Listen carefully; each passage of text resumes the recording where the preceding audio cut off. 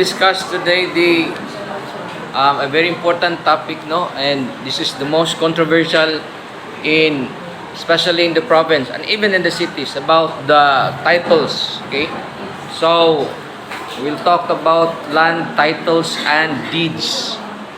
Land titles and deeds. Okay, so first we have to understand the word torrent system.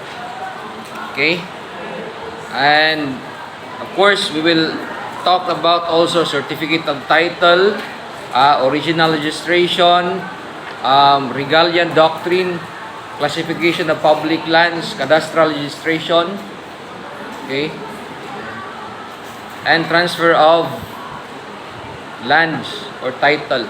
What is the concept or background of this torrent system? It is a system of registration of land under which, upon the landowner's application, the court may, after appropriate proceedings, direct the register of deeds for the issuance of the certificate of title. In other words, it is a court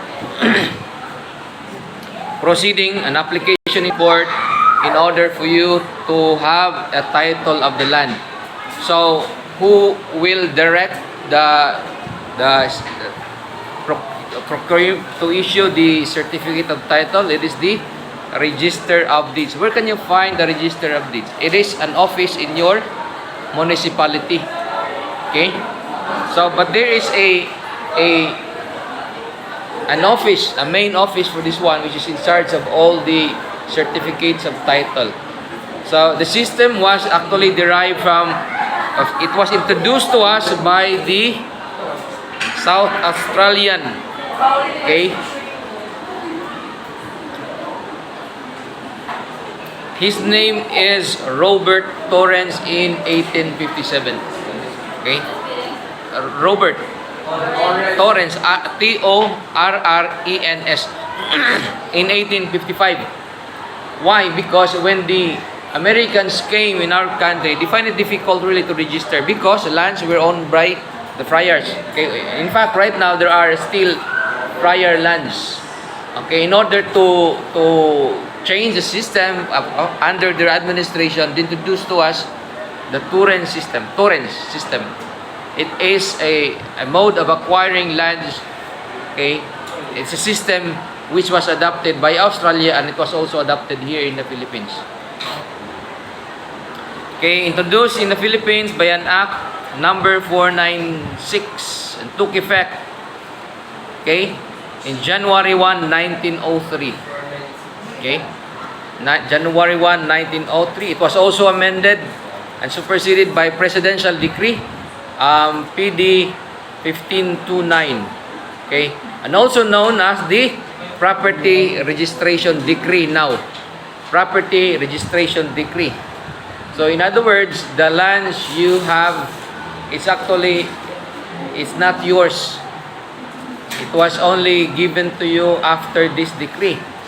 However, there are still disputes among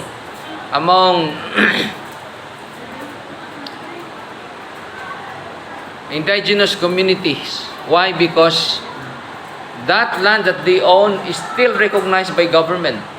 Okay? And these lands, according to them, cannot even be acquired by Philippines. After all, there are lands, there are territories where even the Spaniards were not able to conquer. Okay? So under the regalian doctrine at the time, the lands owned by the Philippines under the crown of the Spanish government, it is owned by the entire by the King of Spain. Okay? So but there are portions of Philippine territory in which until now it is owned by the indigenous people. Okay, and that cannot even be titled. Okay? Right now we recognize that land because indigenous communities do not actually own lands. They own it as a community. It's communal land. They do not even recognize titles of lands. In fact, that's the reason why we have war in Cordilleras. Because when we introduce this one, they disagree. Because according to their belief, land is owned by the gods, by the Baki. Okay, their god is known as the Baki. Okay, and it cannot be titled. When the government imposed it, there was a bloody war. Okay, it's led by Balwig. So in fact, that's the reason why we have the Cordillera Administrative Region. It's a separate region. Okay, it's rooted from a conflict of this torrent system when they do not recognize it. Now, so land registration cases are special proceedings where the concept of or cause of action is an ordinary where the civil action does not apply. Okay, so what rule that will apply? It's a separate. You cannot probably impose a strict compliance with the rules of court. Okay, if it is a land registration cases, the registration follows the separate proceedings. What is a certificate of title? Is it a requirement or is it a proof that you own a land? Is a certificate of title a proof that you own a land? The answer is actually no. It's not a general rule. Sometimes it is needed when you sell your property. A mere possession of a land could even be a proof that you own it. Okay? The only reason why you register it is because you want to sell it. Okay? But as to the question of who owned the land that you till until now, that belongs to you. But if you are going to transfer it, to sell it, except of course for those lands that are owned by government, like those that are inalienable lands, like shores, okay, as declared also by the DNR, because DNR is the one in charge in the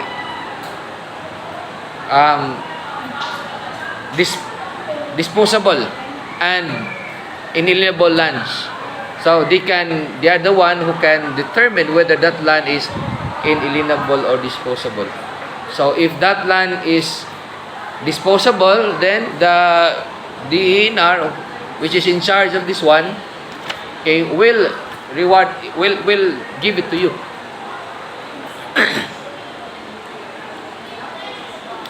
There are two types of certificate of title. Okay?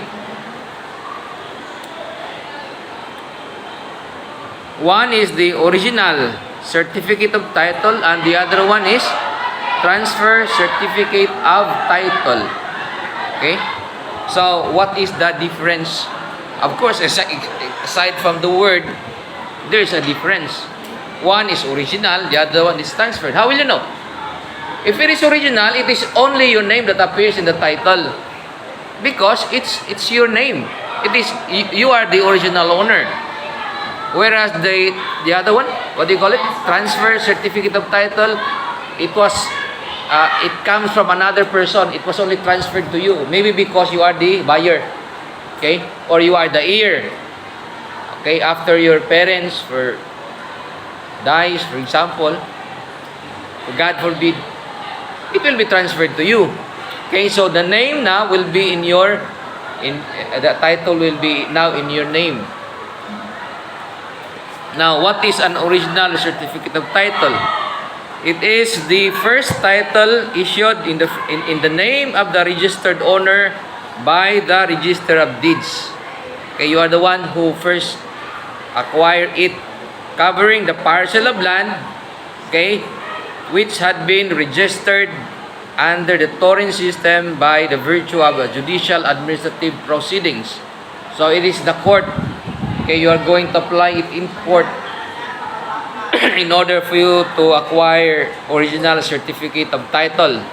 It consists of one original copy filed in the Register of Deeds and owner's duplicate certificate delivered to the owner. So there are only two copies of the original certificate of title. Once you lost it, can you acquire it back? Okay? Yes, you can. Where will you go? Register of Deeds. Do you have a copy of it? Okay? So, actually, these are topics which everybody should know because, as early as now, I know no one has ever seen a certificate of title. Had I not been consulted on this conflict of lands, I will never see any title of land. In fact, your parents will not give it to you. Okay, because they had a fear that if they gave it to you, you will not give it back. Okay, and you probably own now the property. Okay, that's the fear they had, and that is why until now, none of you, I know none of you, yes, orange, red folder. Have you seen it? Yeah, for some, but for those who are, your parents are, they keep it. Some they put it in an old, an old. Some put it in a. I've seen it. I've seen one. They put it in a bamboo. It's like a. That's where they keep their things, important things. Anang bamboo, and then it had a cover. Now, that is an original certificate of title. So, you know, what are valuable things on earth? Lands. Okay? These are very important. In fact, many, even siblings, fight each other just to acquire lands. Okay? So, even relatives kill each other just to, in dispute of lands. Okay? So, of course, you know the importance of this. Okay? We're talking of an important thing, of a valuable document, the certificate of title. So, what is the second type of certificate of title? Okay, transfer certificate of title. It is the title used by the Register of Deeds in favor of a transferee to whom ownership of a registered land has been transferred by legal mode of conveyance. Example, so what I've said, sale.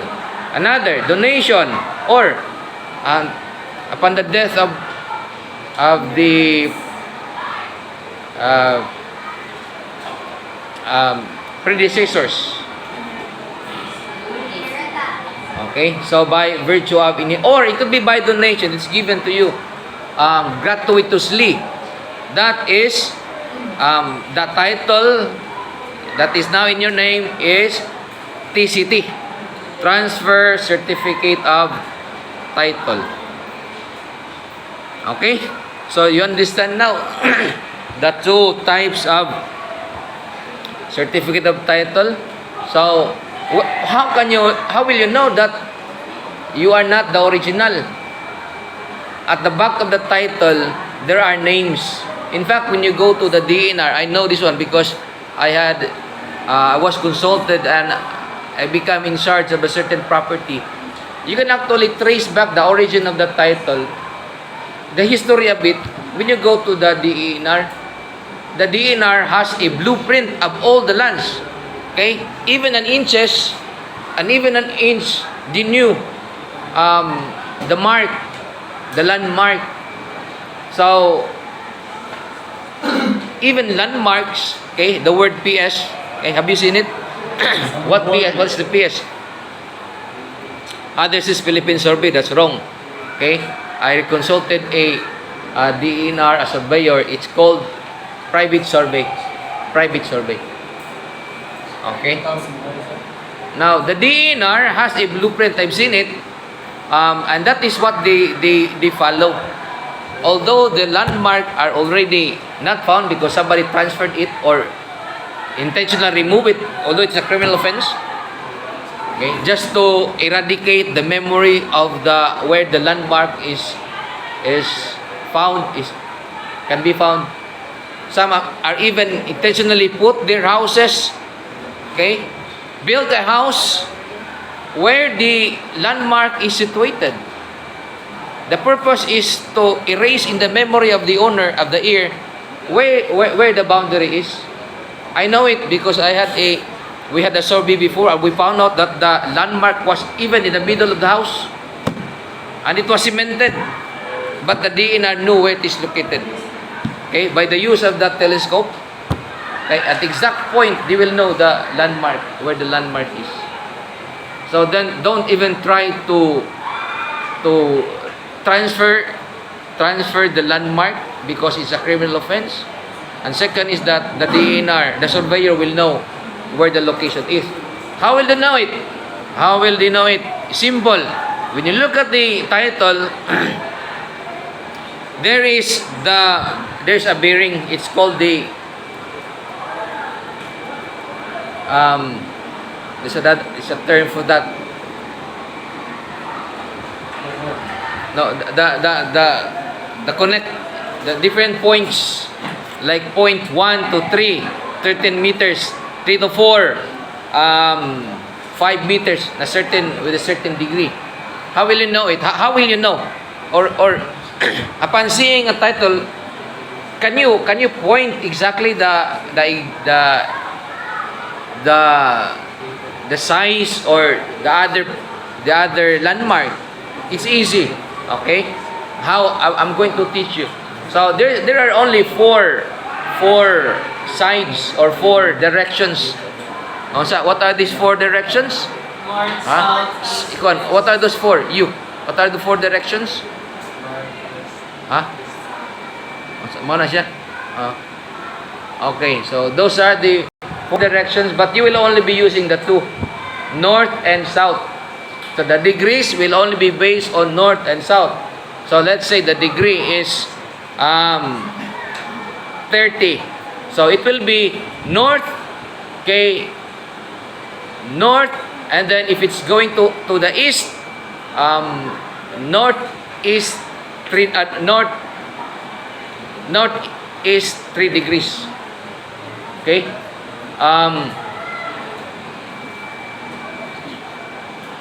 And then you count the meters because there is a corresponding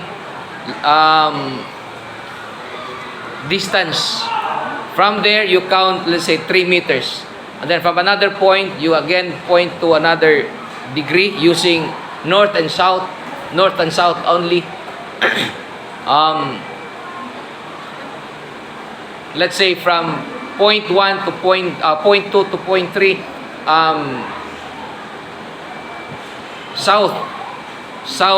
southeast. So meaning from the south you go east. Okay? So anyway, that will not come out in our test today. But that's only for if you don't want to hire a geodetic engineer. So you know already what I'm talking. Okay? So all you have to do is to there is now an application in a computer using compass, cell phone. You can use that one. Okay? And you can trace exactly the exact landmark. Because in the title, there's a bearing. Okay?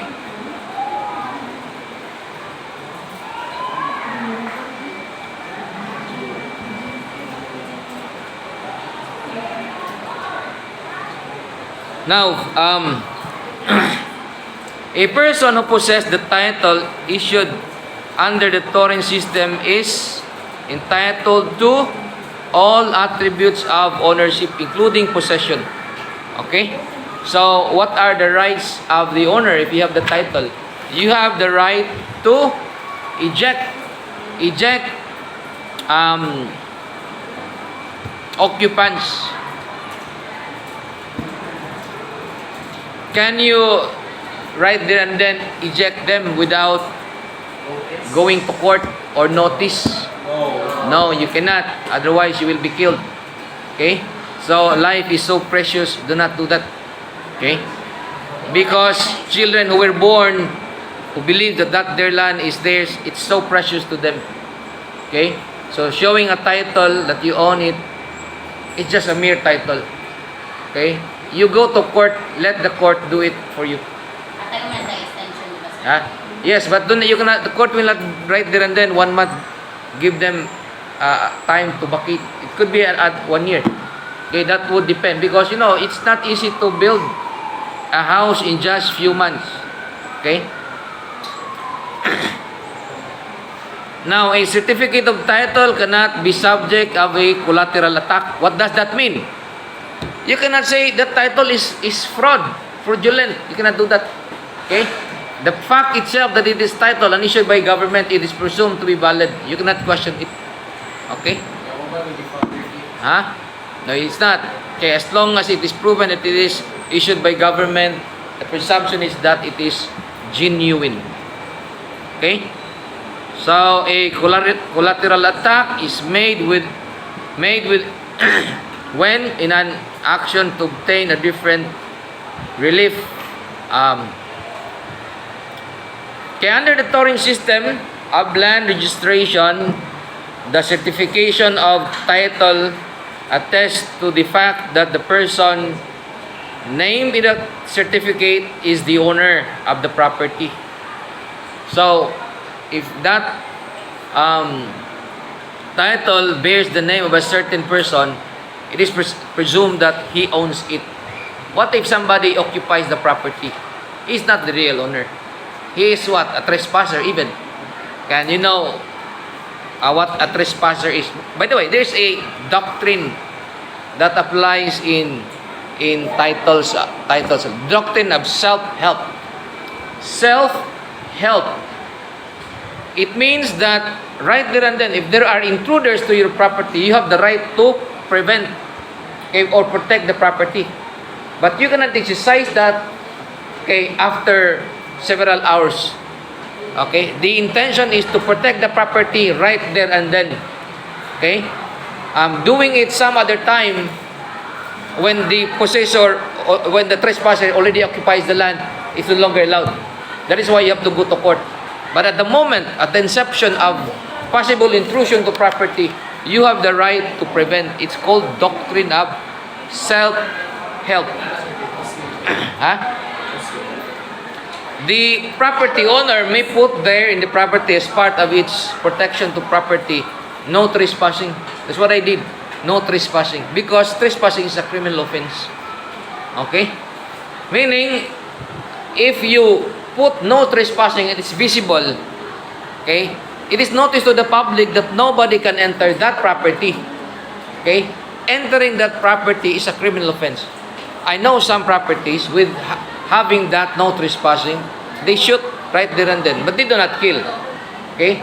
Probably only a reminder that that property is owned by a private person and the person do not allow anybody to enter. Huh? Informal. Okay, I'll stop now because